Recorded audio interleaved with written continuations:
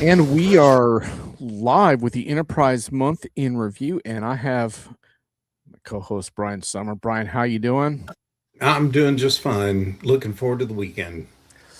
Yeah, before we went live, we had a really scintillating section on enterprise executive movement gossip that the viewers missed out on. That's rough. Plus, they missed out on your ranking of the Gaylord hotels.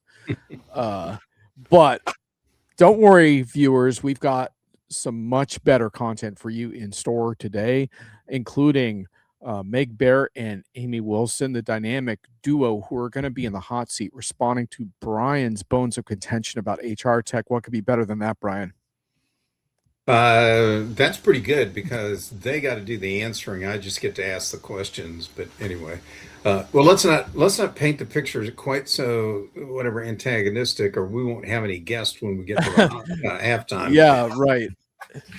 No, but in all seriousness, I am really looking forward to hearing what they have to say. And if you are in the stream, please comment. There's usually a slight delay on the LinkedIn side, but you should see it fine. If not, let me know and I'll make sure you have the YouTube link so you can check it there. And with that, we will get into our agenda. If I can remember how to advance the slides. Oh, hi, Manny. How are you? Thanks for coming. And the emoji hello as well. I always like to see the versatile use of emojis in our chat.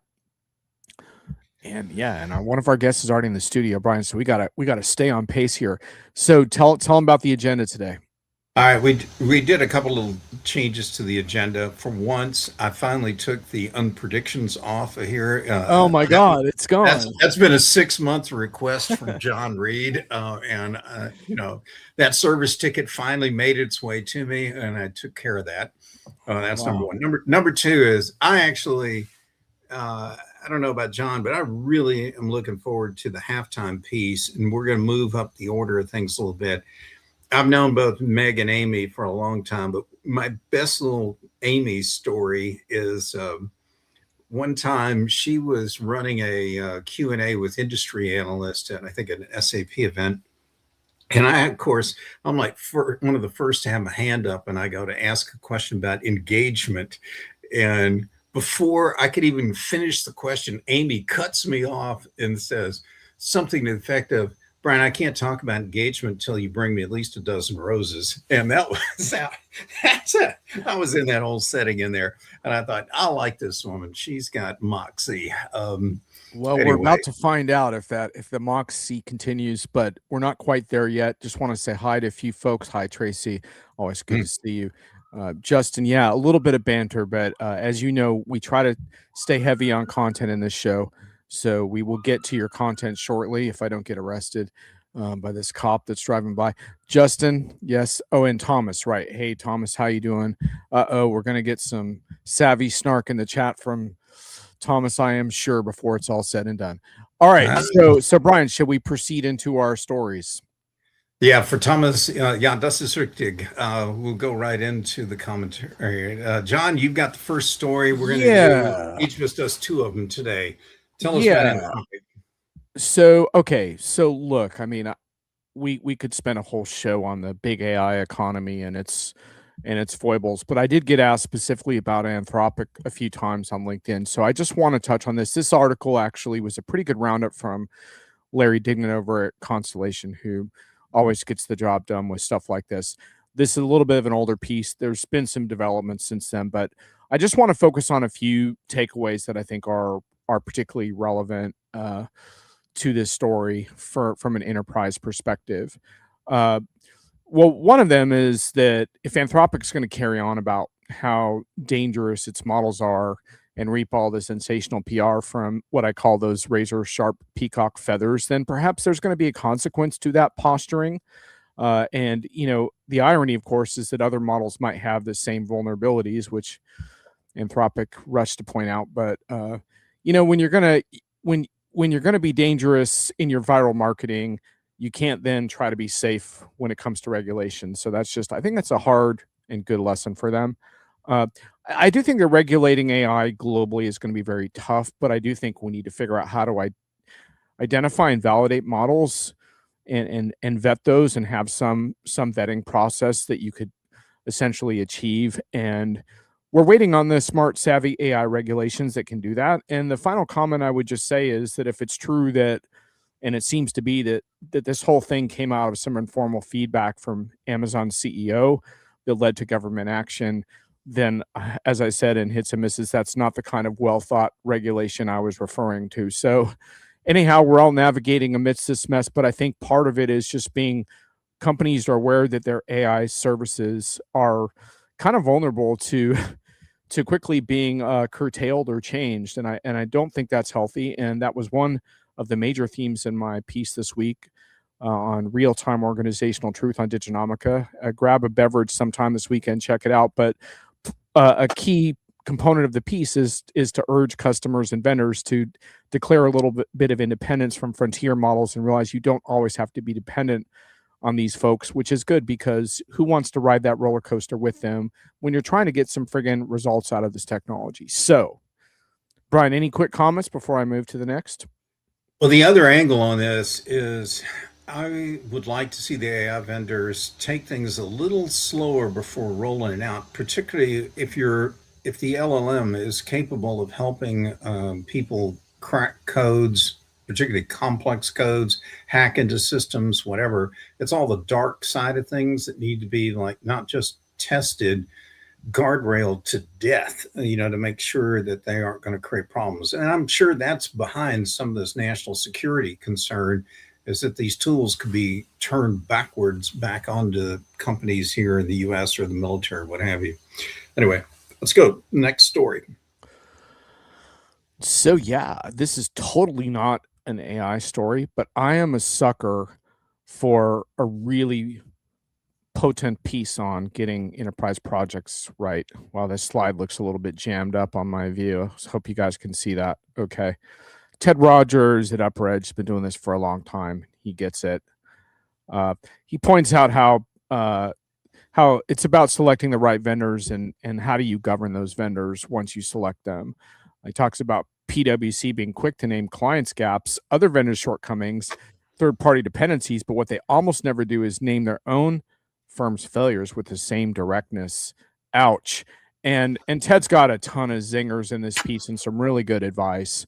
But he talks about how vendors offer reassurances, but not facts about where they failed and the performance gaps that need to be addressed. But it's really not just about taking shots. It's basically advice on how customers should be managing these relationships. And I would just add to Ted's feedback that I think the overlooked component in all of this is elevating some type of independent auditor or advisor at different points to kind of keep your prime vendor on track and in check, because these things are always difficult to manage. I love that line about think of it like the vendor can hallucinate, not out of malice. But anyway, Brian, any comments? What did you think of the piece?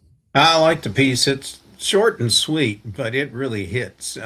Pretty much every sentence has got a body blow in it, and he's right. The way a lot of the PMI roles go and on these big projects and transformation deals, there's always going to be a conflict of interest if the PMI person is part of the major systems integrator that's working on the project. Are they really going to out themselves for screwing up? And the answer is probably not. And there's going to be a lot of pressure up and down the chain of command of their firm to paint a better, more rosier picture so they can sell additional follow-on work, scope creep increases, and everything else. So it's worth a quick read. And in fact, for those of you working in a company that's got some big change initiative underway, somebody might want to flip the link on that article to your lead IT executive and make sure they're on the lookout for some of the problems that Ted pointed out. Good piece.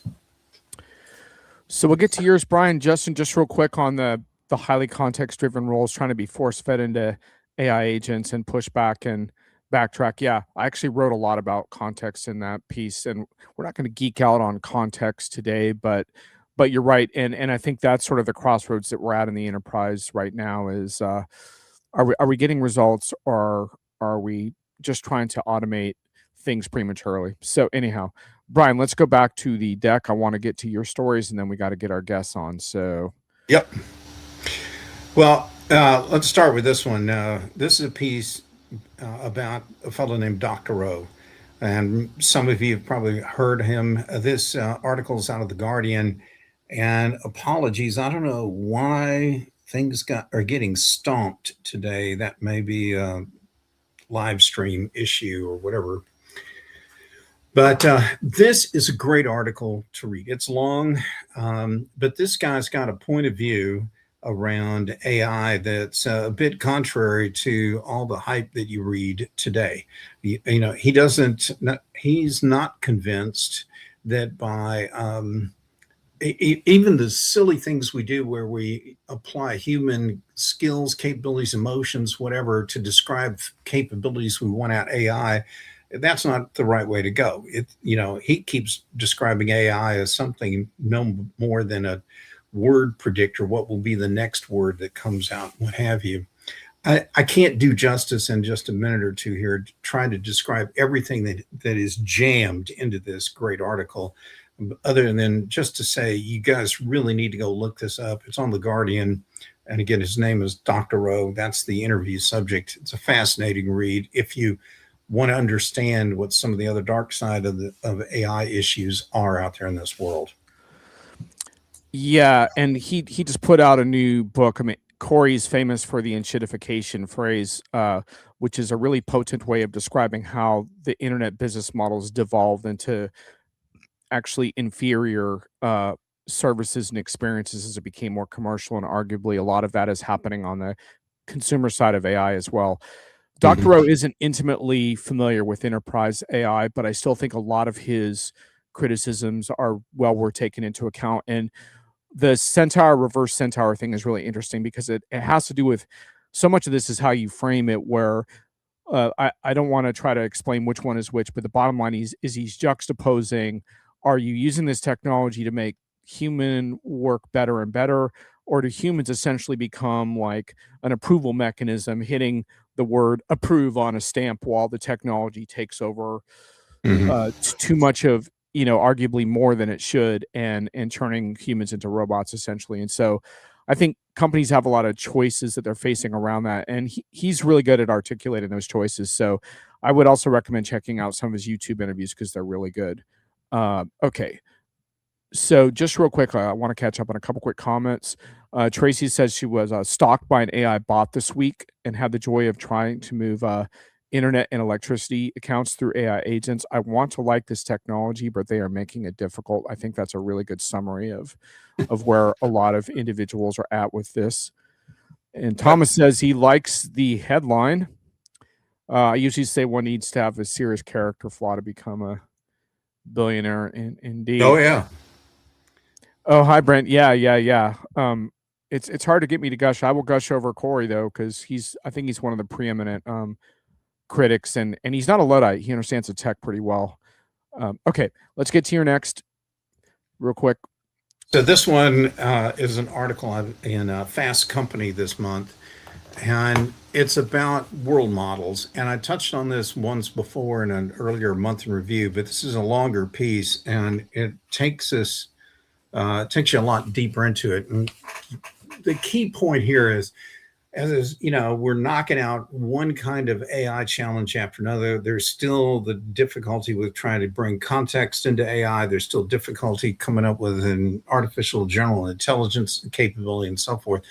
What this is, if you can imagine, is figuring out how you tie together all kinds of real life objects, if you will, and use AI to start figuring out what the interactions and everything else from one to another would be.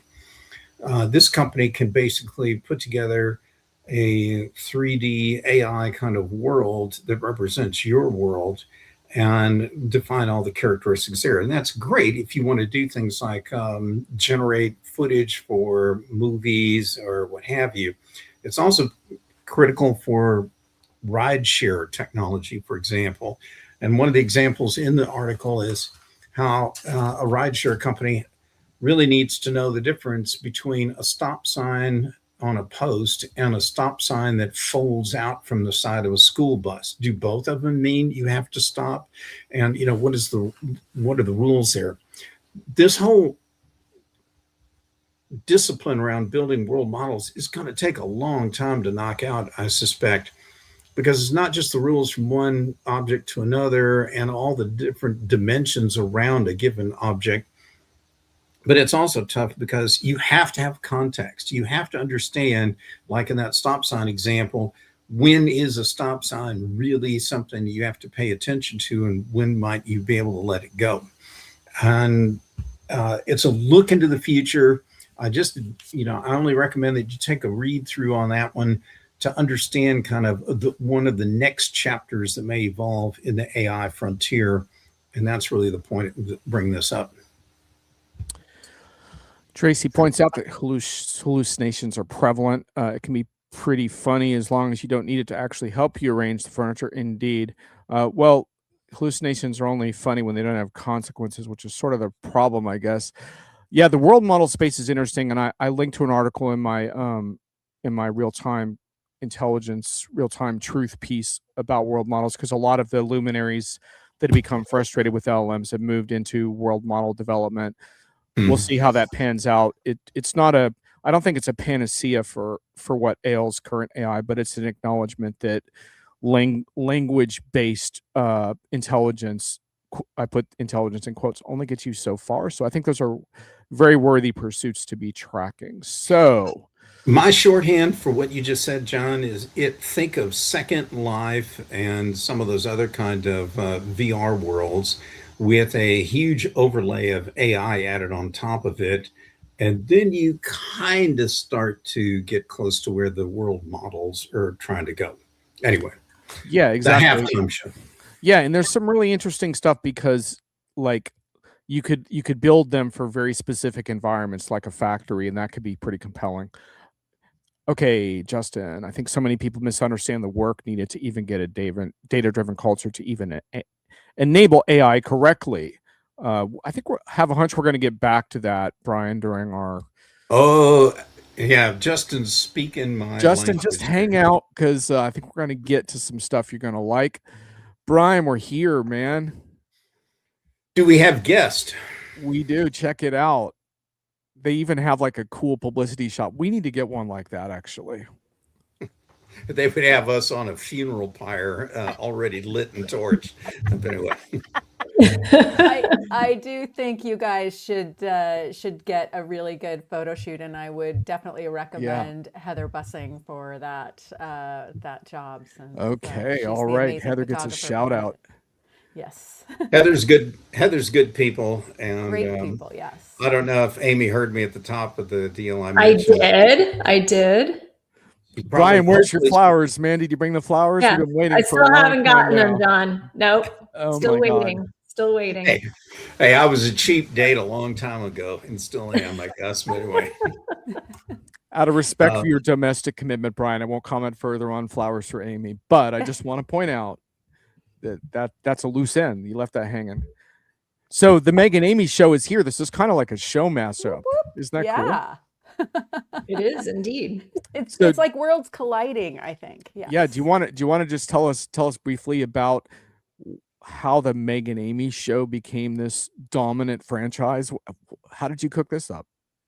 Amy, you want to start? Yeah. Well, so I guess it was about 1.5 years ago that Meg said, I think we need to do a podcast, Amy. And if you know us at all, then you'll know that our history is that we've worked together in a variety of different configurations. I worked for Meg, Meg worked for me, we worked side by side, etc. But I always have worked for Meg, no matter what configuration was. So when Meg says we're going to do something, we do it. And that is why we are here. Yeah. Well, I for one welcome outspoken media content in the HR space, and I know that Brian does too. We've got a real treat for the two of you today, though, because you get to react to Brian's bones of contention about HR tech, and you don't even know what he has cooked up yet. So this is Nope, going to be, we're coming in blind, but yeah, this is live without a net. I feel prepared no matter what, because I tend to enjoy these bones of contention. So Brian, why are you so grouchy about HR tech, man? Like the first system I ever had to fix was a payroll system. But then the second system was a payroll system that I had to rewrite for a retail or hospitality company. And then the third one I had to deal with. And it just went on and on and on. The last one I think I did of any real import was trying to shoehorn SAP HR payroll information into an old PeopleSoft system. Don't ask me why anybody would want to do that, but that's what my job was. So, by the way, in full disclosure, my wife was not only an HR director, she was a headhunter as well a long time ago. So we could have some very frank conversations about those issues here at the house. Oh, hey, Brian, we forgot about the chair. Oh, yeah. I thought y'all needed a much bigger chair. And I took this picture in Casey, Illinois. If you're ever out that way, you might want to try and get a new photo up on top of that thing. It's a rocking chair that must be, I don't know, 80, 100 feet tall. Wow. It's unbelievable. Are people allowed up there? Yeah. How do you get there? I think they have a staircase or something that'll get you up one of the legs, something like that. But, all right. Well, another story to track. So Brian, do you want to finish with this overview let me give slide? Because I want to get to the meat of this thing. So yeah. So here's the setup. I penned a piece and I outlined 8 big problems, and I'm wondering if I were going to HR Tech Conference this summer in Vegas, would I see answers to them?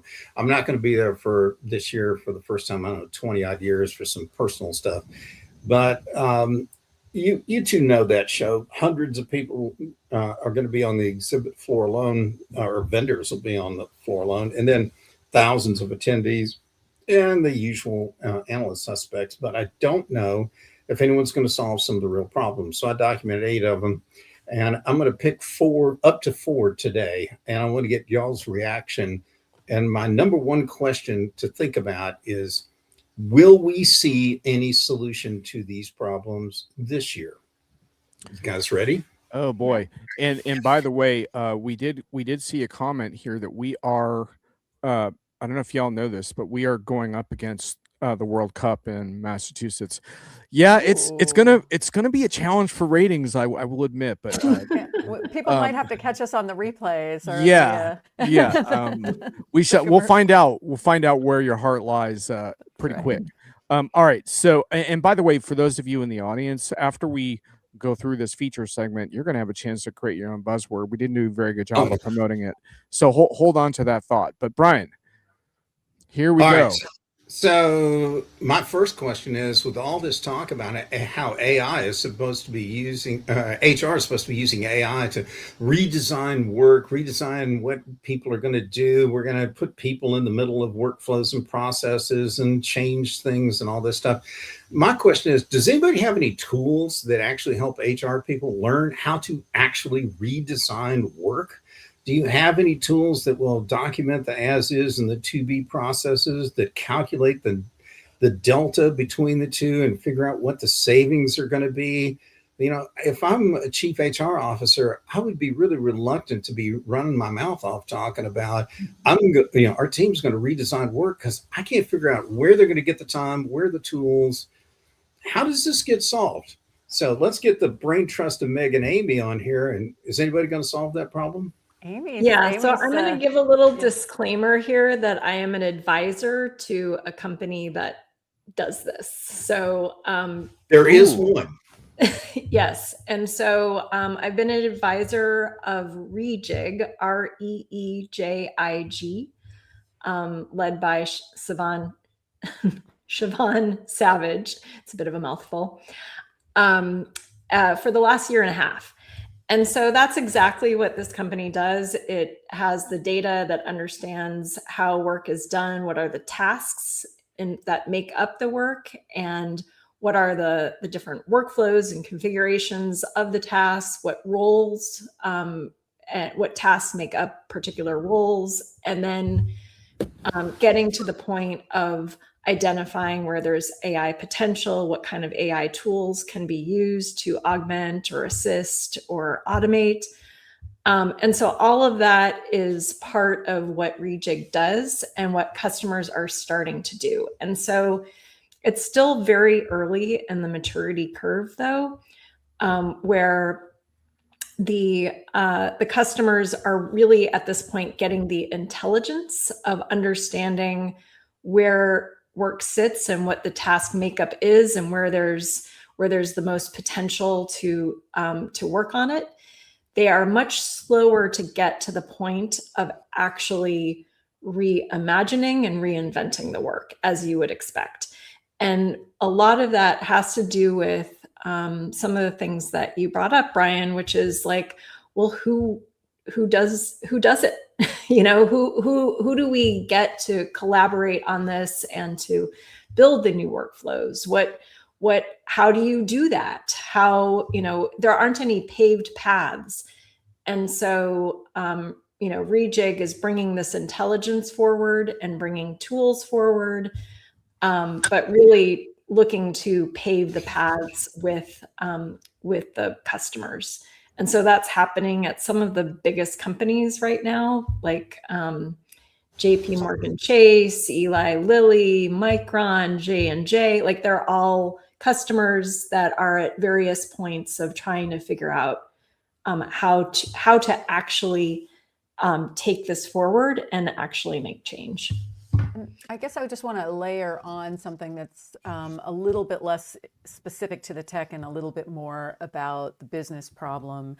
And it is possible for technology to do what Amy describes, to analyze what's happening, to give you information about how you might think about it, et cetera. But I think the real unlock that businesses are hoping for gets into the new organization models and new operating models. And I think the place where that gets stuck is not necessarily the technology, but in clarity of what are the initiatives that we are in need of reimagining and redesigning. How do we want to reshuffle to create value in this new world? And how do we think of opportunity? And the challenge in not getting that right gets to the reductive stories that we see today, which is, hey, let's just fire 30% and assume that AI will just pick up the slack and everything will work out beautifully, right? And so this is the thing that I think we need to get clear in our heads is HR is not the only one that can or should be driving this sort of business opportunity transformation. It needs to be a strategic conversation with the executive team and the board about where are the levers for value creation that we want to go after, and then how do we bring the technology into that storyline. And I think that's where we're going to still be frustrated this year, because again, to saddle HR with the responsibility of reimagining the entire business model and the operating model for that execution without aligning it with the business strategy and the business opportunity is a recipe for failure definitionally. So don't worry, you will have a lot to be disappointed about, I think, in progress. Yeah, I think just to kind of sum up, I think the tools are going to be there, but the how to actually do it is not going to be in a form that you are satisfied with or anyone is satisfied with. So, Meg and Amy, you know this by now, but Brian's a pretty salty and tough grader of responses. I deal I'm with a teddy bear. So just so you know, if you take a little heat back and forth, don't take it personal. I take it all the time when we discuss these things. I just want to make one comment, which is like I generally really agree, especially about the pressure that goes down on HR departments and directors who are essentially swamped by a lot of AI related pressures and hiring and talent pressures as well. But I would put more heat, I think, on HR tech vendors, especially the deep-pocketed ones, to take Brian's slide number 1 more seriously in their talking points and narratives, because Amy, that sounds like a worthwhile company, but I certainly didn't hear that from some of the big players this spring. Anyway, Brian, do you have anything you want to add before we go to your next? No, I'd say kudos, ladies. Y'all hit a lot of the right points, although I still think it's going to be, all we're going to hear is crickets chirping in the press room with vendors not pitching a great solution here yet. So, okay, that's fine. Just real quick before we get to the next, Katie says lots of leadership level decisions need to be made before we ask people to build and execute. I think the topic of like buy-in and morale right now, in my opinion, is really huge.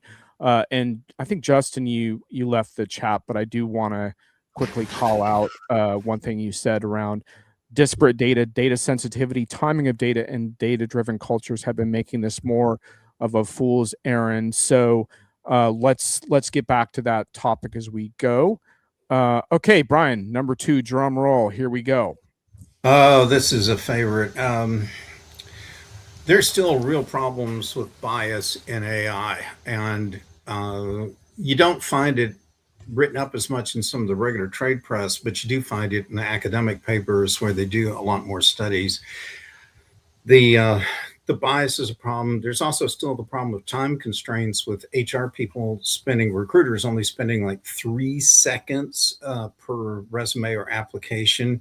Yeah, that's a real great way to evaluate somebody. And there's a lot of applicants who really just feel like they're wasting their time even applying to positions because they'll A, never hear anything, and B, they'll never get hired because they know the systems are gamed in different ways. I think one of the more damning studies I read said that if a job seeker can find out which large LLM is being used by an applicant tracking or recruiting system. So if somebody's using a software product that runs with Claude in the background, that if they have Claude tune up their application resume, that it will get ranked substantially higher by the AI scoring tool. So shockingly, Claude likes Claude's work. And yeah, Claude hired Claude. Wow. Claude's very complimentary of Claude. And I have seen that, like, even the next level of that, which is that when people have tested Claude and OpenAI, and it's both, in helping them make their resumes stronger, it actually pushes women to weaker language and men to stronger language. So Yes. So it's layered at every level here, that I think we're getting to the full circle of enshittification, right? Where we hand the whole thing all the way around full circle to the machine and end up right back where we started with all of the bias and all of the suffering. Yeah, for the I mean, I think it's always been terrible, and it's just getting worse and worse and worse. And the question is there an opportunity for it to kind of completely go 180? Because it seems like it just is a progressive worseness. Every technology that we introduce into the hiring cycle, or into the hiring world, everything just gets worse. So I don't know. I don't know if there's hope here. Oh, I hear you, Amy. The promise that AI is going to make everyone's lives more efficient and productive and so forth is absolute garbage, because citizen AI tools are unraveling all that faster than the commercial AI tools can dig out from underneath it. So that's why we have the record volumes of resumes, applications, everything else. And I hate it when I listen to a briefing from a vendor who wants to tell me that they're using AI, they sprinkle it like those little things they put on ice cream cones or donuts. We'll put a little AI, algorithmic AI here, a little generative AI there, whatever. And that isn't it. Let's go all the way back to the first topic. We need someone who's going to radically reimagine what a recruiting process should look like. And it may not operate well with all this AI Drek and user generated, falsified or whatever, amplified kind of credentials in Ryan, there. what's wrong with sprinkles, man? You know, like a little sprinkle on your ice cream. Come on, man. I just want to make a few. There's a quote of the day. Brian, what's wrong? I want to throw a few logs on the fire, and then the three of you can respond. I do think, while I think a lot of the large recruiting vendors haven't been too inspiring, there are some very interesting startups in this area. I also want to point out that these models are actually pretty good at pointing out the flaws in your work and culture, but you have to ask it to. Out of the box, they will not. But if you say, will you analyze our organization first for leadership weaknesses or whatever, it will do that. And it's pretty good at it too.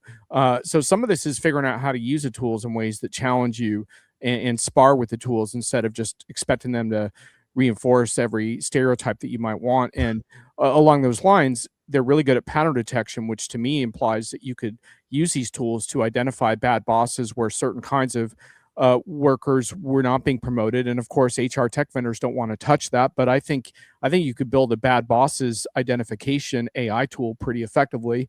And one more thing, which is I think you could also use these tools to be more inclusive in your hiring and less algorithmic screening. And I talked with one recruiting startup about that, and they had some interesting answers. I mean, this is still an area that's not well developed, but there's ways, for example, of identifying candidates when you're not doing brute force screening methods on they must have this degree or this credential. They can actually surface really interesting candidates. So why don't we do more of that? So I think a lot of this comes down to not the technology, but do we have the stones and conviction to apply it in a way to make workforces better? Anyway, I'll throw it back to you. Yeah, I have one layer over places where I see optimism. I also have a lot of optimism for improving the interview process, the human connection with people, and helping both make the candidates understand the role better and the company up their game a little bit on how they interact with candidates and all of that. So coaching for the interviewers, giving quantitative information about how you're assessing in those moments. So again, I agree with you. There's a lot of really bright lights, but they're not the kind of thing that we have been focusing on in the past, which was let's just up the volume on both sides, like flood in a lot of candidates and then auto screen and turn it into a full computer-based thing. I think there's a lot of things you can do to improve the process with technology that is not going after that part of the problem. Brian, anything else before we go on to your doozy number 3? He's building. Yeah, the waters are getting deeper, man. Oh man. Let's go. I'm kind of mindful of the time. We've got, I think, 2 in reserve here. So let's see what's the next one. Oh yeah, this one's for you, Amy. I put this right in there. Empathy, culture, and engagement. Because it's the only good culture you get in a yogurt container. But anyway, this one, do they really matter in the AI age? And I asked that question because if I were a vendor and we had to prioritize which HR modules we're going to build, might I put these at the bottom of the list? This is my question. Because with companies who don't care about stripping out all the mid-management levels in a company, who just fire people and blame it on AI, whether that's really true or not, I'm not convinced that the market really appreciates these kind of capabilities anymore. Now, I'm being a devil's advocate here, or just being a devil, but am I going to see some solutions like, what do these look like in the AI age when I gut the middle of a company right out, from its workforce, and treat people with the, where people only interact with an AI bot and never talk to another human being? What is that world?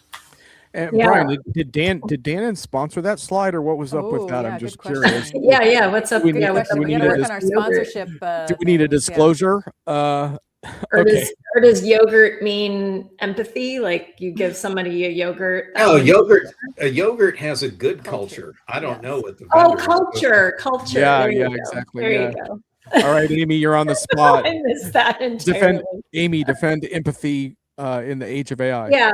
Well, so Meg and I have talked a lot about this. So there's a couple angles. So first of all, engagement probably isn't the best metric to be considering in any case, right? Because what you really want is you want people that get it and are engaged. So just because they're happy, that's really not all that useful. But I do want to just talk about the gutting of managers and middle layers and all that kind of stuff. And Meg and I did a hot take on this when Jack Dorsey came out with the block getting rid of all managers.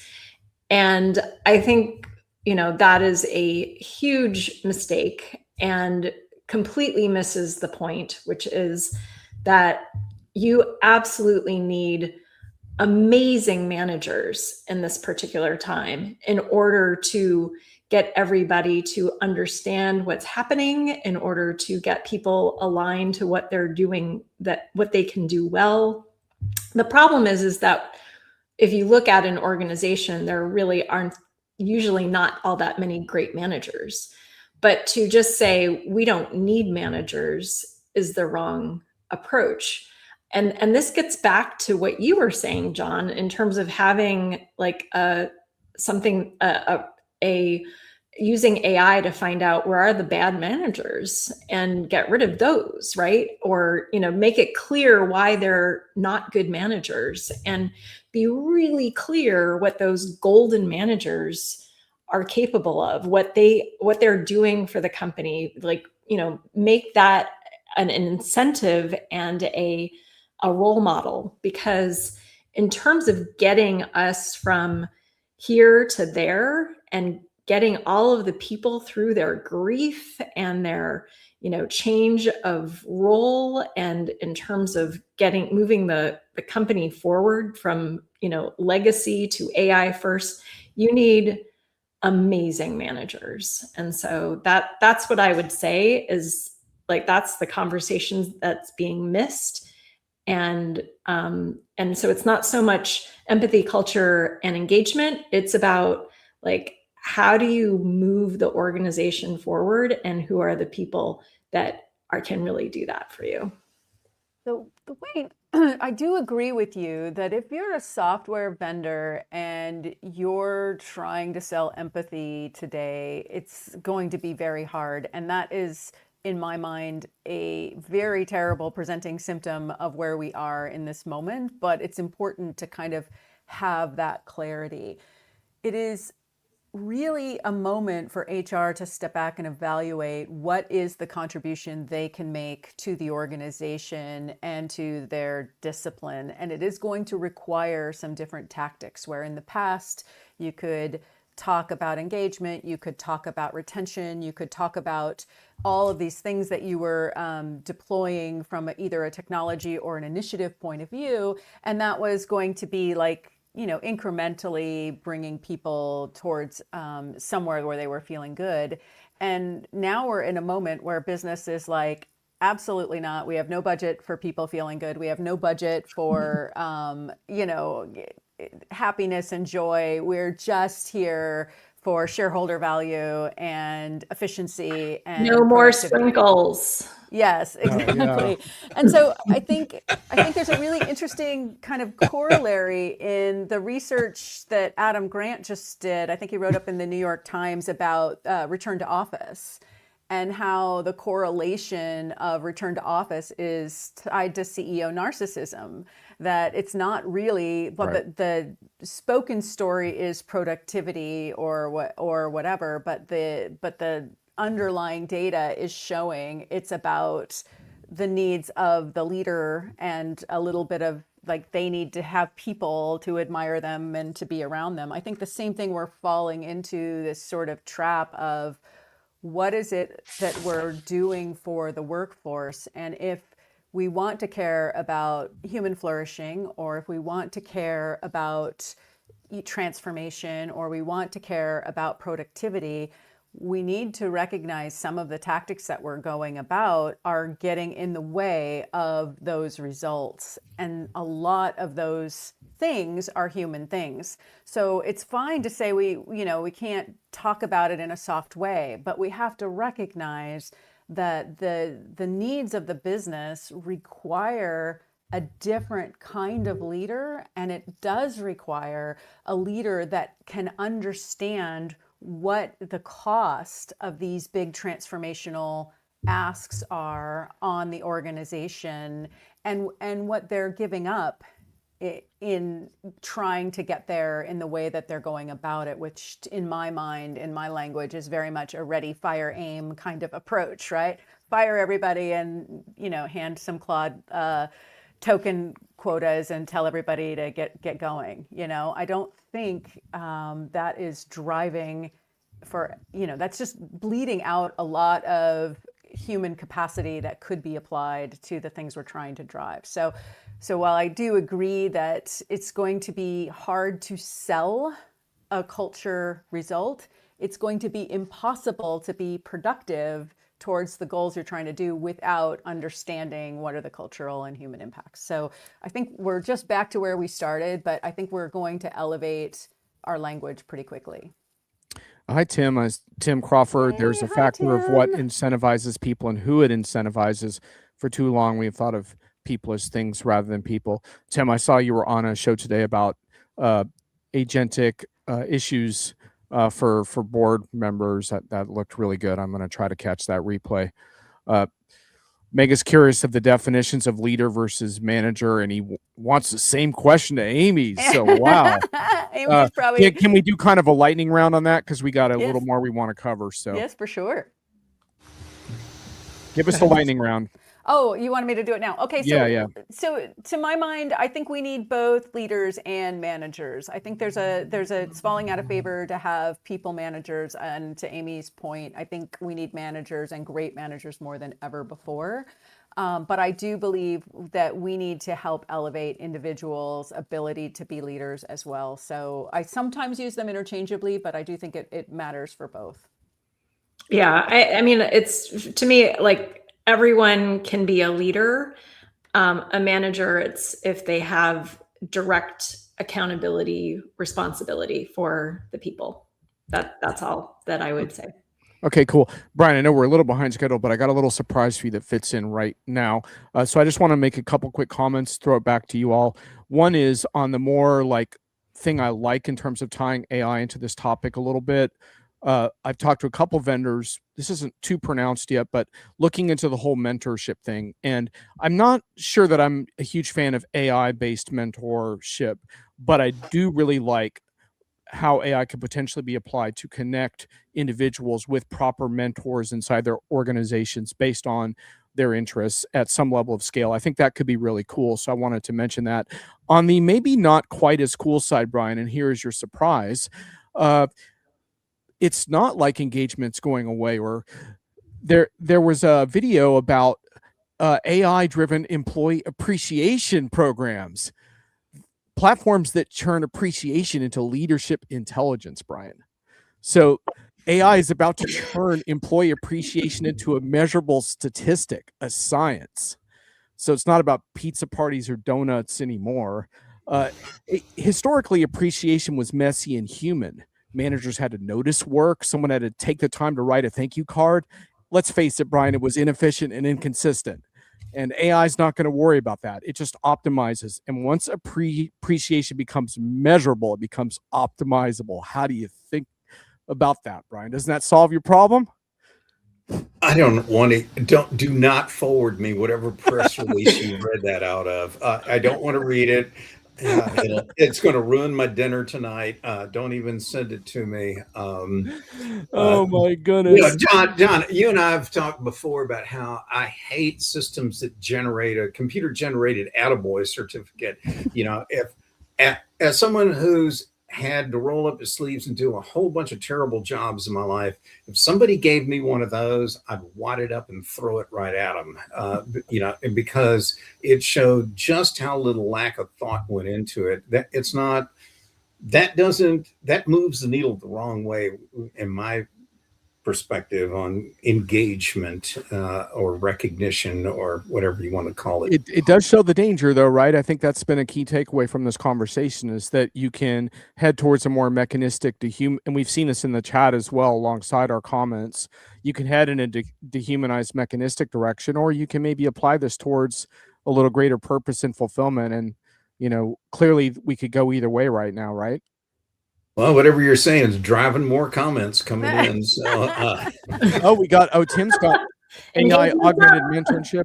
Augmenting people is okay. Wholesale replacement of people with AI is problematic on a number of levels. Yeah. Well, agreed. That's a monster topic. Meg and Amy, any final comments on empathy and AI? Well, first off, thank you for having us on the show. And I guess I would say my final comments is this story isn't fully written yet. And one of our goals on the Meg and Amy show is that we have a lot more agency to invent the future.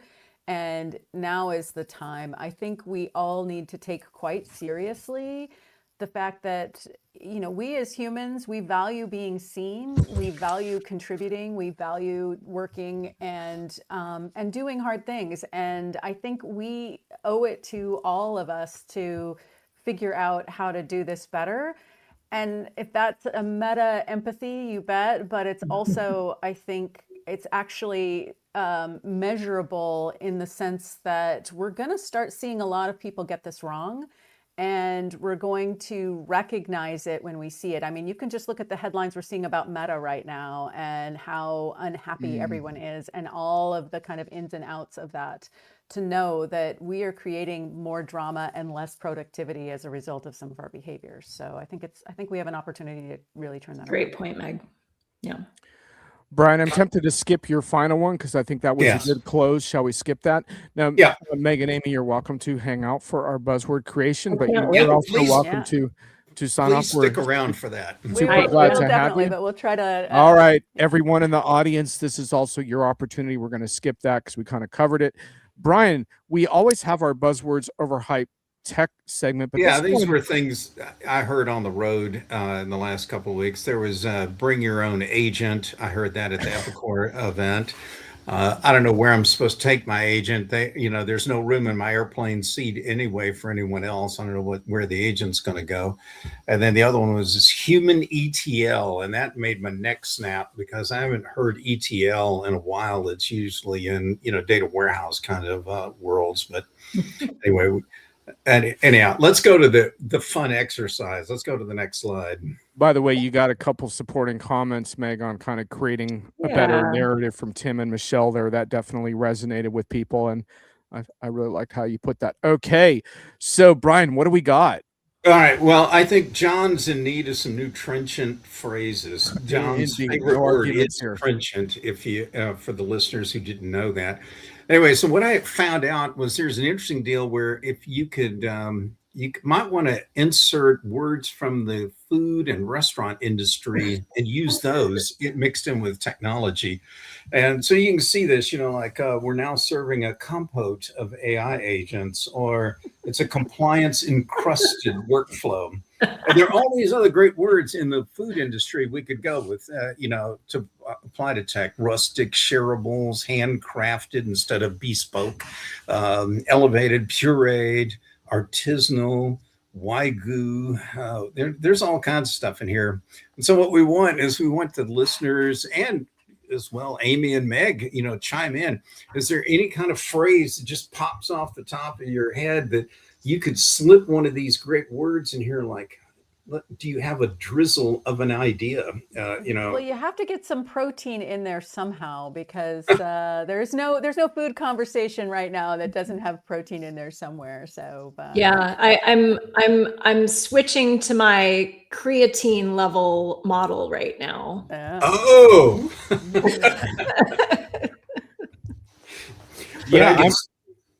I'm working on a couple of them, Brian. I've got one I just came up with was, I do like the agentic orchestration blue plate special.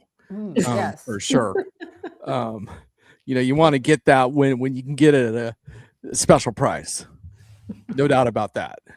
No one wants to get token maxed out of their blue plate special. Audience, do you have any food encrusted AI buzzwords you would like to throw into Brian's collection? Brian, did you make one yourself besides Well, I was going to say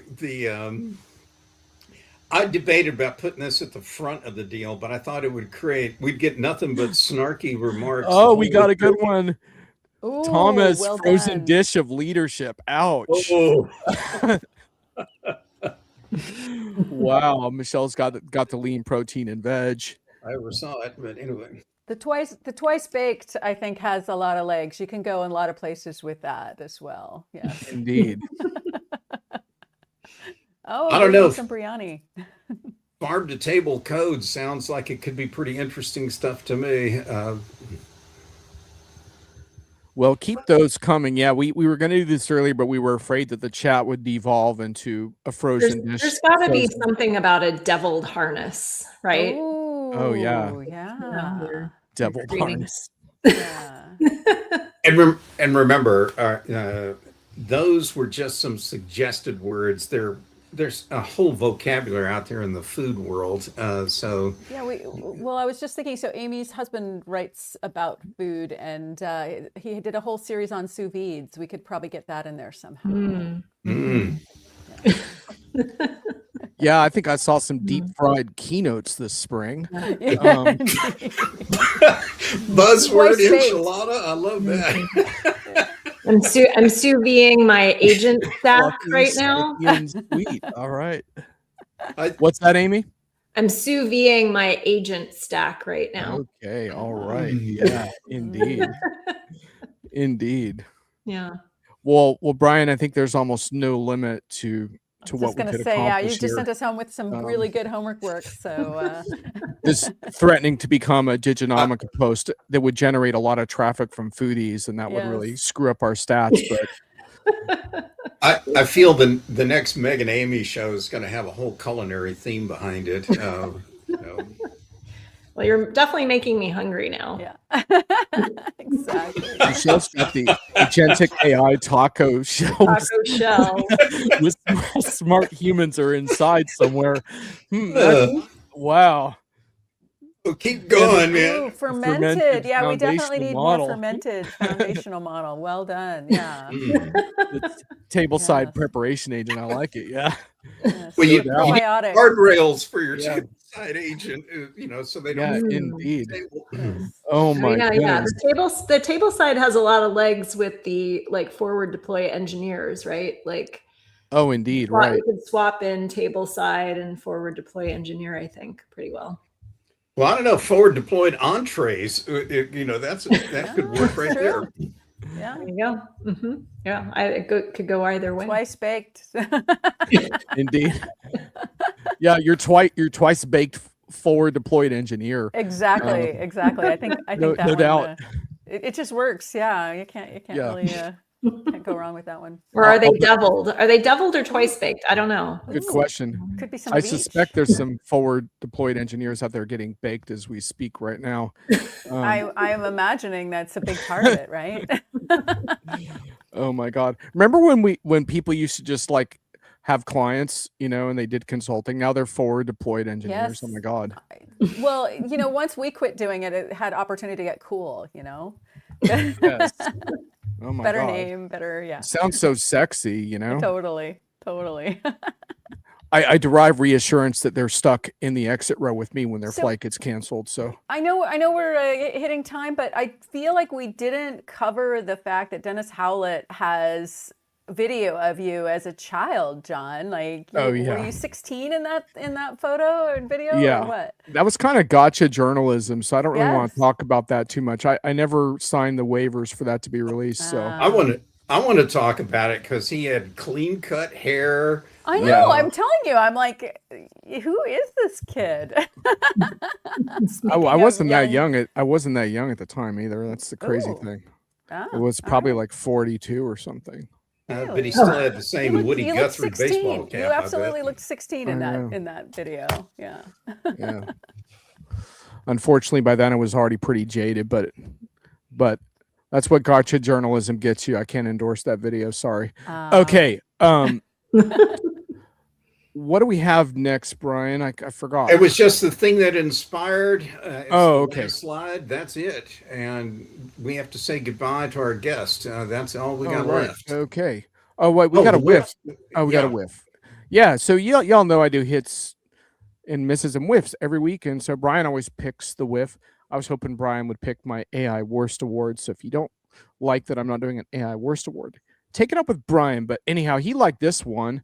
And this was a Tesla on autopilot careening into a garage. And Brian says he thought it was all because the autonomous software had no back door. So the enterprise humor continues. Wait a minute. I think given what we just talked about on the foodie stuff, there's a DoorDash angle to this that we got to work in here. Anyway. Right, so and then the final thing is, I think this is the. Oh, this was quite a story. Yeah, you were telling me. I love this earlier. story. I don't know why, guys, but it just really resonates with me. Some guy in the 90s, let's get this right. He noticed that Pepsi runs a commercial that says you could have a Harrier fighter jet for whatever it says, like 7 million Pepsi points. And so he does the math. He figures out that jet costs $32 million brand new. And if he could, and then he figured out how many Pepsi points he would need. And he noticed the fine print in Pepsi's ad that you could buy extra Pepsi points. So he rounded up some investors and they pulled together 70,000 and change. And he tried to buy the jet. He sent a check to Pepsi and said, now deliver me my Harrier VTOL aircraft. And then a lawsuit kicks off. And he wanted the jet. Pepsi says it was a farce. You can't enforce that. And it went all the way to big time US federal court. The guy did lose the case, but eventually Frontier Airlines gave him the equivalent points in miles. Now the guy's got basically unlimited miles on Frontier Airlines. And that's the story of perseverance, an upbeat note that we want to leave with, that when smart people apply math and everything else and get the ROI right, they can walk away, maybe not with a jet, but with a lifetime of flight credits behind them. And on Frontier. Yeah, and the strange twist comes whether it was a reward or a penalty in the end. Yeah, at least it wasn't Spirit, I guess. Yeah. But yeah. Yeah, I don't know if you had unlimited miles on Frontier, would you fly Frontier? It's an interesting question for another time. That Michelle is just asking, not sure what a whiff is. Michelle, every week in my hits and misses, I pick the whiffs of the week, sort of a satirical selections. So that just came out of that, and we just pull one into the show each time. But Brian gets to pick his favorite, so that's how we roll. Meg and Amy's show came through, Brian. Yeah, I must say, you guys, I suspected we're going to be a little anxious because this is a live show and that may not be y'all's cup of tea, but you did just great, seriously. And I know everyone seems to always focus on how bad is Brian going to beat us up today. And that wasn't the case at all, So anyway, good job. Great job, actually, from our guest today. And John, do you want to take us out? Yeah, look forward to future episodes. Look forward to catching you all again. Thank you so much for doing this without a net. I've been through so many video things lately with different vendors where it's like, let's rehearse. I really appreciate your willing to just pop in and wing it. And you did great. So thanks everyone in the audience for keeping it real as always. Really appreciate your satirical comments and your smart comments as well. So we'll do it again in about a month. Until then, catch you later. Thank you.